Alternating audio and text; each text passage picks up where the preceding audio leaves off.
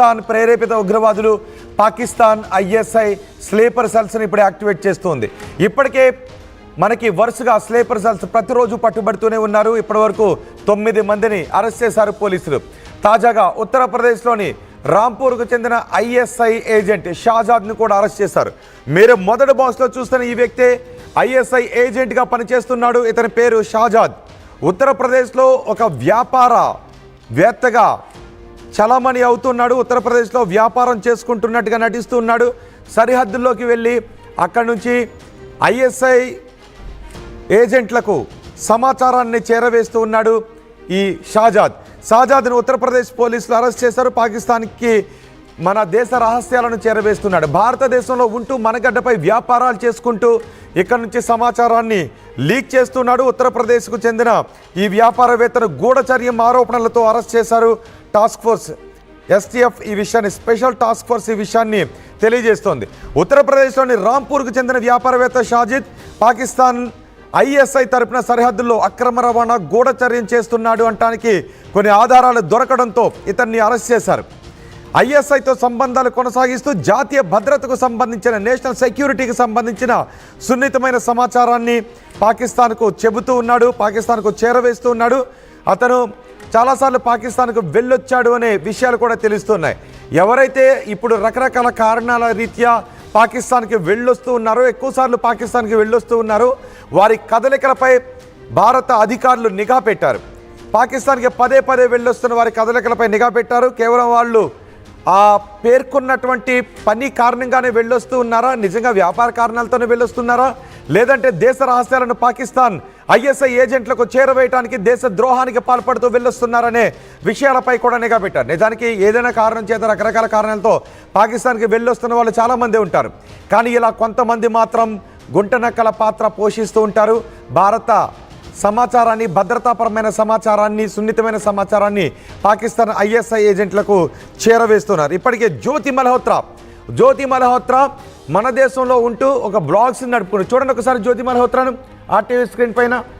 మన దేశంలో ఉంటూ హర్యానాలో ఉంటూ ఇక్కడ సోషల్ మీడియాలో కనబడుతూ ఇక్కడ ఫాలోవర్స్ని పెంచుకుంటూ మన సమాచారాన్ని పాకిస్తాన్ ఐఎస్ఐ ఏజెంట్లకు చేరవేస్తూ ఉంది. పలుసార్లు పాకిస్తాన్ వెళ్ళొచ్చింది, దేశవ్యాప్తంగా పలు ప్రాంతాలు తిరుగుతూ ఉంది. ఉగ్రదాడి జరగటానికి, పహల్గామ్లో ఉగ్రదాడి జరగటానికి ఒక 3 నెలల ముందు పహల్గామ్ కూడా వెళ్ళొచ్చింది. ఆమె ఇన్ఫ్లుయెన్సర్ ముసుగులో పాకిస్తాన్కు మన సమాచారాన్ని చేరవేస్తుంటే ఈ షాజాద్ అనే వ్యక్తి వ్యాపారవేత్త ముసుగులో మన సమాచారాన్ని పాకిస్తాన్కి చేరవేస్తున్నాడు. ఇప్పటికే మనం చూసాం రెహమాన్ సిరాజ్ ఇద్దరు కూడా విజయనగరంలో భారీ పేలుళ్లకు స్కెచ్ గీస్తూ మన భద్రతా బలగాలకు దొరికిపోయారు. పెద్ద ఎత్తున పేలుడు పదార్థాలు కొని అదే సమయంలో ఇదిగో వీళ్ళిద్దరూ ఇండోనేషియా పైన చూస్తున్న వ్యక్తి ఇండోనేషియా నుంచి గతంలో బాంబులు తయారు చేస్తూ భారతదేశం నుంచి ఇండోనేషియాకు పారిపోయి ఇప్పుడు మళ్ళీ తిరిగి వస్తున్నాడు. వాళ్ళు తిరిగి వస్తూ ముంబైలో పట్టుబడటం, ఇలా స్లీపర్ సెల్స్ తమ కార్యకలాపాలను యాక్టివ్ చేస్తూ ఉండటం, వరుసగా భద్రతా సిబ్బందికి పట్టుబడుతూ ఉండటం, ఇవన్నీ కూడా కొంత ఆందోళన కలిగిస్తున్నాయి. మరో వ్యక్తి ఇప్పుడు షాజాద్ భద్రతా బలగాలకు పట్టుబడ్డాడు. ఉత్తరప్రదేశ్లోని భద్రతా బలగాలు ఈ షాజాద్ను అదుపులోకి తీసుకున్నాయి. వ్యాపారం ముసుగులో మన కీలక సమాచారాన్ని పాకిస్తాన్కు చేరవేస్తున్నాడు. ఇప్పటి వరకు ఇలా అరెస్ట్ చేసిన వారి సంఖ్య 9కి చేరింది. మా ప్రతినిధి కృష్ణమోహన్ ఉన్నారు, ఇన్పుట్ ఎడిటర్ కృష్ణమోహన్ ఉన్నారు పూర్తి సమాచారం అందించడానికి. కృష్ణమోహన్, మనం ఇంతకుముందు మాట్లాడుకున్నాం ఎప్పుడైతే సిరాజ్ రెహమాన్ పట్టుబడ్డాడో, అలాగే ఉదయం కూడా జమ్మూ కాశ్మీర్లో ఒక వ్యక్తిని పోలీసులు అదుపులోకి తీసుకున్నారు. ఉగ్రవాదులకు సమాచారాన్ని అందిస్తున్నట్టు 2 వ్యక్తులను వాళ్ళ దగ్గర నుంచి గ్రెనేడ్లు స్వాధీనం చేసుకున్నారు, పిస్తోలు స్వాధీనం చేసుకున్నారు. నిన్న కూడా 2ని స్వాధీనం చేసుకున్నారు. మొన్న ముంబైలో 2 వ్యక్తులను పట్టుకున్నారు. ఇప్పుడు మరో ఐఎస్ఐ ఏజెంట్ని ఉత్తరప్రదేశ్లో పట్టుకున్నారు. ఈ దేశవ్యాప్తంగా కీలకమైన రాష్ట్రాల్లో ఇలా ఉగ్రవాదుల కదలికలు బయటకు వస్తున్నాయి, అరెస్టులు కూడా జరుగుతున్నాయి. సో దేనికి వీళ్ళందరూ ప్లాన్ చేస్తారనుకోవాలి, ఏం జరుగుతుంది అనుకోవాలి? కూడా మాట్లాడుకుంటుంది ఇదే అంశం మీద. బేసిక్ గా వరుసగా జరుగుతున్న, అంటే సీజ్ ఫైర్ తర్వాత జరుగుతున్న ఇంటర్నల్ స్లీపర్ సెల్స్ గురించి చాలా సీరియస్ గా ప్రభుత్వం దృష్టి పెట్టింది అనేది. ఇంటెలిజెన్స్ వ్యవస్థ కావచ్చు, లేకపోతే ఎన్ఐ కావచ్చు, ఇవన్నీ కూడా దీని మీద భారతదేశంలో ఎవరెవరు ఏ విధంగా ఉన్నారు, ఎక్కడెక్కడ మన సమాచారం బయటకు వెళ్తుంది అనే దాని మీద.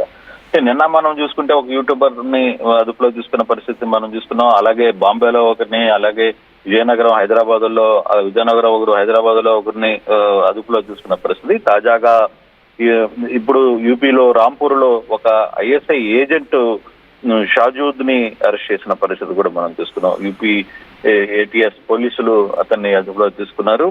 అయితే వీళ్ళందరూ ఇది కేవలం ఈ ఒక్క రోజు 2 రోజులు జరుగుతున్న పరిస్థితి కాదు. కేవలం ఆపరేషన్ సింధూర్ మధ్యలో ఇదంతా జరుగుతుంది కాదు. వీళ్ళందరూ కూడా చాలా కాలంగా భారతదేశంలో ఉంటూ భారతదేశానికి సంబంధించిన హనీ ట్రాప్ లేకపోతే ఇంకో ట్రాప్ లోనో వాటి ద్వారా వీళ్ళందరూ కూడా పాకిస్తాన్ చెరలో ఉండి వాళ్ళకి సమాచారం అందిస్తూ వాళ్ళ మోచేతులు నీళ్లు తాగుతూ పనిచేస్తున్న టీం. అంటే మనం కానీ చూసుకుంటే వరుసగా ఈ వారం రోజుల్లోనే ఒకవైపు ఉగ్రవాదుల్ని హతం చేస్తున్నారు, కొంతమంది ఉగ్రవాదుల్ని పోలీసులు ఆర్మీ అరెస్ట్ చేస్తుంది.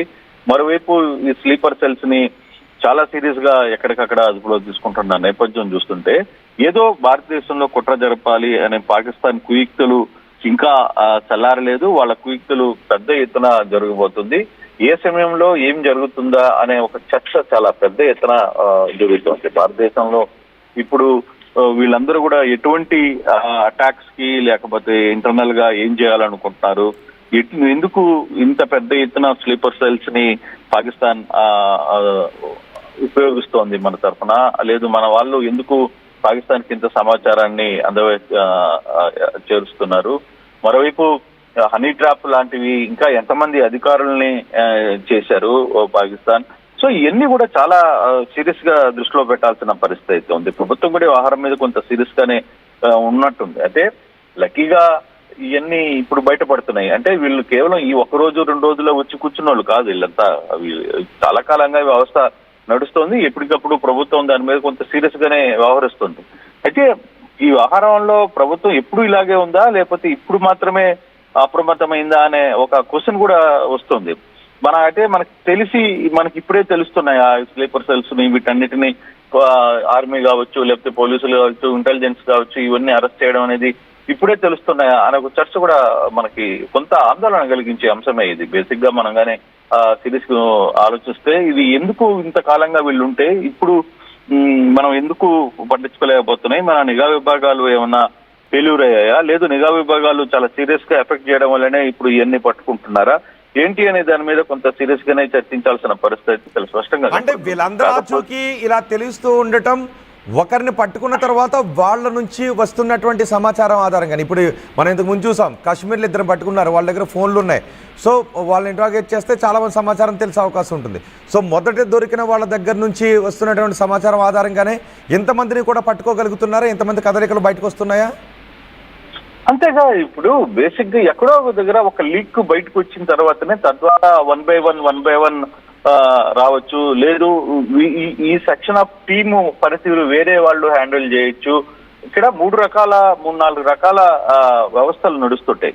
ఉగ్రవాదులకు సంబంధించి ఒక టైప్ ఆఫ్ స్ట్రక్చర్ నడుస్తుంటది, ఇంకొకటి స్లీపర్ సెల్స్ లాంటి వాళ్ళు ఇక్కడున్న ఇన్ఫర్మేషన్ ని పాకిస్తాన్ కి చేరవేసే ప్రయత్నం చేస్తుంటారు.